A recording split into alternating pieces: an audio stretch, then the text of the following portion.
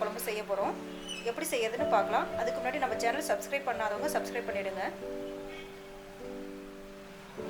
முதல்ல நம்ம ஒரு வாணலி வச்சு நான் எள்ளு எடுத்துருக்கேன் 1 ஸ்பூனு. அதை போட்டு நம்ம வறுத்து எடுத்துக்கலாம்.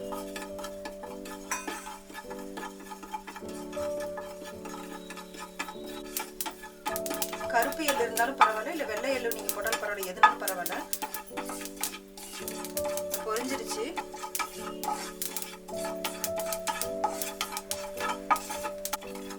இப்போ இதை எடுத்துடலாம்.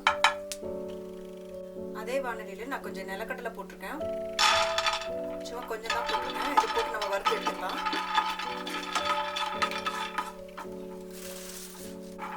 நிலக்கடலையும் நல்லா வறுத்துருச்சு. நான் 2 ஸ்பூன் பக்கம் போட்டேன், வறுத்துருச்சு. இப்போ நம்ம இதையும் எடுத்து வச்சிடலாம். இதே வாணலியில் ஒரு 2 ஸ்பூன் எண்ணெய் நல்லெண்ணெய் விட்டுக்குங்க. விட்டுட்டு 1 கப்பு வெங்காயம் இதையும் போட்டு நம்ம வதக்கி எடுத்துக்குவோம். சின்ன வெங்காயம் இருந்தால் போடுங்க, ரொம்ப டேஸ்ட் நல்லா இருக்கும்.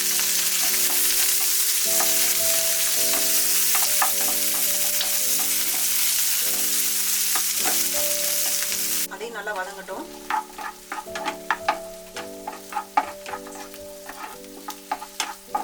வெங்காயம் நல்லா வதங்கிடுச்சுங்க. இப்போ நம்ம இது வறுத்து வச்சிருந்தோம் இல்லையா, எள்ளு கடலையும் அதையும் போட்டுறோம் இதுலேயே.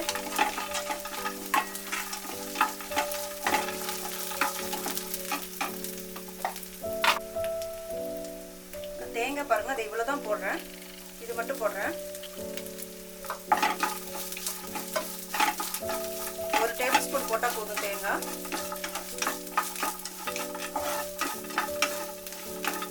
இப்போ இது ஆறட்டுங்க, அப்படியே இருக்கட்டும். இது ஆறட்டும்.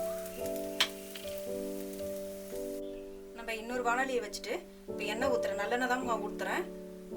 2 குழிக்கரண்டி ஊற்றிக்கலாம்.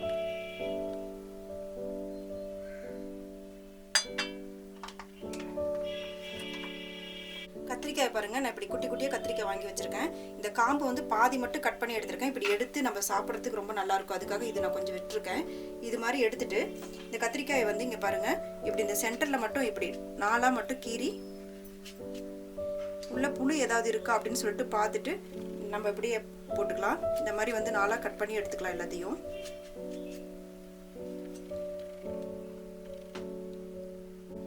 எண்ணெய் காஞ்சிருச்சுங்க. நம்ம கட் பண்ணி வச்சிருக்கிற கத்திரிக்காய் எல்லாமே போட்டுடலாம்.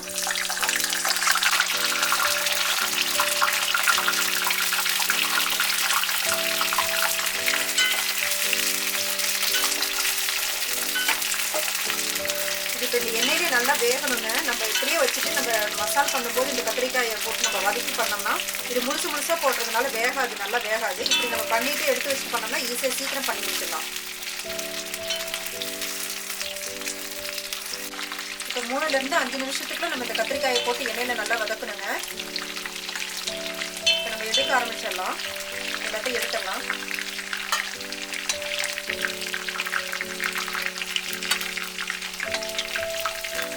இப்போ இதே எண்ணெயிலேயே நம்ம கொஞ்சம் வெந்தயம் போட்டுக்கலாம் குழம்பு தாளிக்கிறதுக்கு.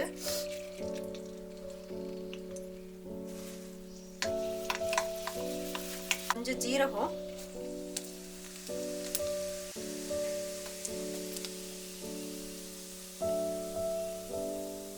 பொரிஞ்சிருச்சு. நம்ம இப்போ கருவேப்பிலை ஆட் பண்ணிடலாம். பொடியா நறுக்கின வெங்காயம், பூண்டு நான் கொஞ்சம் எடுத்து வச்சிருக்கேங்க, அதையும் போட்டுக்கிறேன்.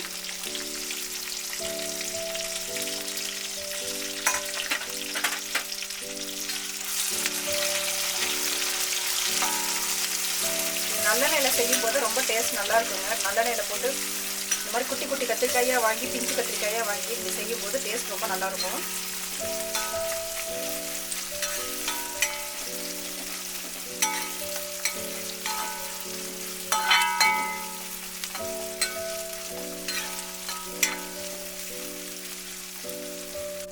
கொஞ்சம் இஞ்சி பூண்டு பேஸ்ட்டு, ரொம்ப வேணாம், கொஞ்சமாக போட்டால் போதும். 1 ஸ்பூன் தான் நான் போட்டிருக்கேன். நீங்கள் ரொம்ப போட்டிங்கன்னா மசாலா மாதிரி டேஸ்ட் மாதிரி ஆகிடும். இது வந்து அப்புறம் எண்ணெய் கத்திரிக்காய் டேஸ்ட் வராது. இதையும் போட்டு நல்லா அந்த எண்ணெயிலே வதங்கட்டும், பச்சை வாசனை போகிற வரைக்கும்.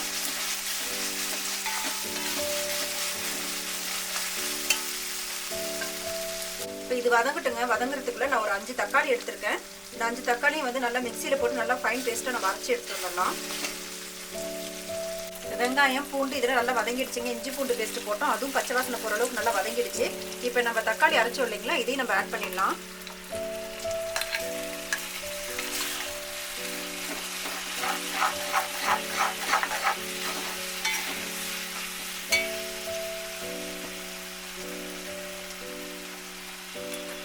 கொஞ்சம் உப்பு தேவையான அளவுக்கு,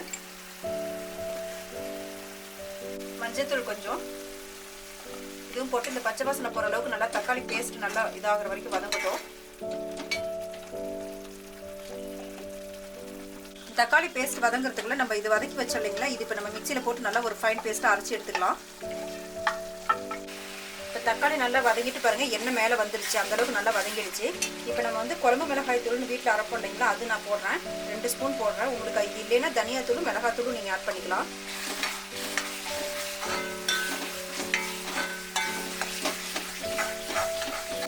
இப்போ நம்ம அரைச்ச பேஸ்ட் இருக்கு இல்லைங்களா, இதையும் நம்ம ஆட் பண்ணிடலாம்.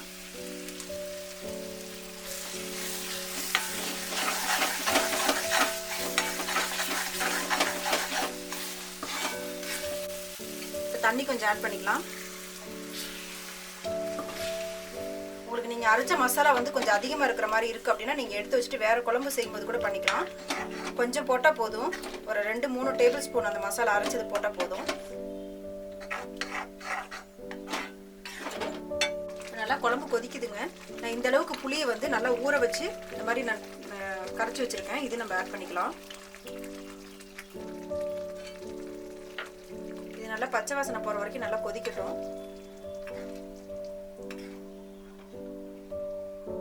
இது நல்லா பச்சை வாசனை போகிற அளவுக்கு நல்லா கொதிச்சிருச்சுங்க. இப்போ நம்ம கத்திரிக்காய் ஆட் பண்ணிடலாம்.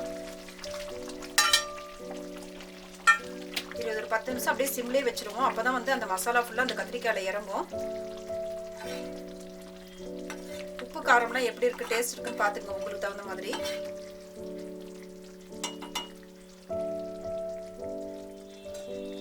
கொஞ்சோண்டு நான் வெல்லம் ஆட் பண்ணுறேங்க, உங்களுக்கு வேணும்னா நீங்கள் போடுங்க. நல்லாயிருக்கும் அந்த காரம் புளிப்பு இனிப்போட அந்த நல்லெண்ணெய் டேஸ்ட்டில் ரொம்ப டேஸ்ட்டாக இருக்கும்.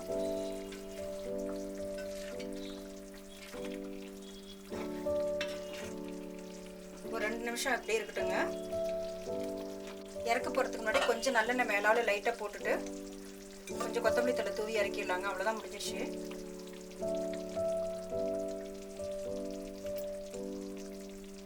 நம்ம எண்ணெய் கத்திரிக்காய் குழம்பு செஞ்சுருக்கோங்க. டேஸ்டியான எண்ணெய் கத்திரிக்காய் குழம்பு காரசாரமாக இருக்கும், நல்லாயிருக்கும். உப்பு புளிப்பு காரத்தோட ரொம்ப நல்லாயிருக்கும். சாதத்துக்கு, தோசைக்கு, இட்லிக்கு எல்லாத்துக்குமே நல்லாயிருக்கும். இது மாதிரி நீங்களும் செஞ்சு பார்த்துட்டு உங்கள் கமெண்ட்ஸை சொல்லுங்கள். தேங்க்யூ.